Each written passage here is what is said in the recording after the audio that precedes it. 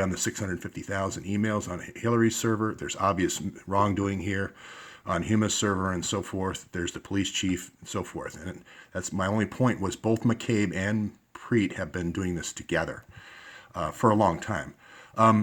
If they found Mike Flynn's $530,000 that he got paid from Turkey from being under surveillance, they know all about how the $40 billion got into the Malaysian banks for Gulen. That's my point. And this guy here, Reza Zarab, who was arrested, the Comey slow footing. Comey used to be the director of the Southern District of New York.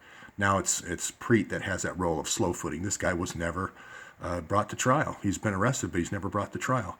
So we know about transfers through Al-Qadi and to the Turkish banks. He's got 3 different citizenships: Azerbaijan, Iran, Turkey. He's the obvious go-between between the two, the Gulen group and the Muslim Brotherhood groups. So my point here is that we've got the stepmom saying that they cleared that after they hacked the phones, she called the police, the Awan brothers cleared out their dad's bank account. We've got that. So I'm not making that up.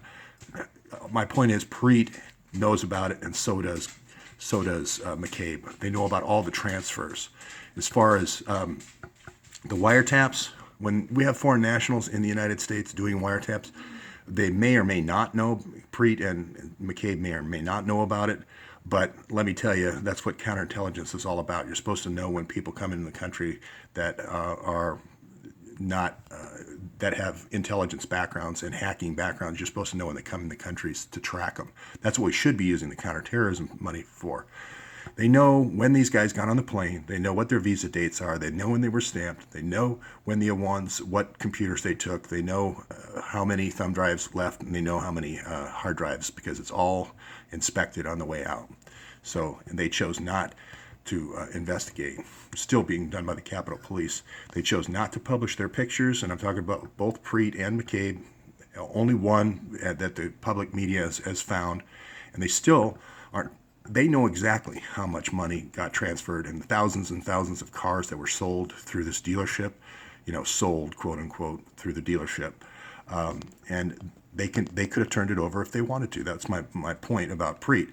Now you've got half the equation solved. You still have McCabe in that position, but you've got half of the equation solved here. And Gulen will be the other half. Nobody's going after the burglaries. That's something that Preet could have used some of his resources to look into where the money was going. I realized that the study I quoted didn't model illegal organizations like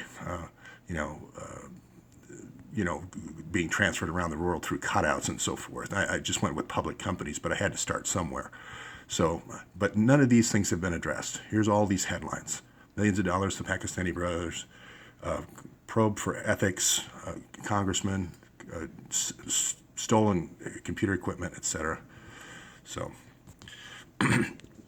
we know they're foreign nationals. We know that they had top secret access. No effort has been made. We know that there's criminal theft of equipment. No effort's been made whatsoever to move after it. Their systems are very sophisticated for the movement of every individual. Not only the individuals in Congress, not only foreign nationals, but everybody in the United States. So they have the information at their disposal, the geospatial information and so forth. This is a slow foot of this investigation, just like the slow foot of Hillary and Huma. And there's all kinds of pay-to-play involved here. You must recuse. The other key thing, McCabe doesn't need to be fired. He just needs to be recused from this investigation and have the task force put together by field office people.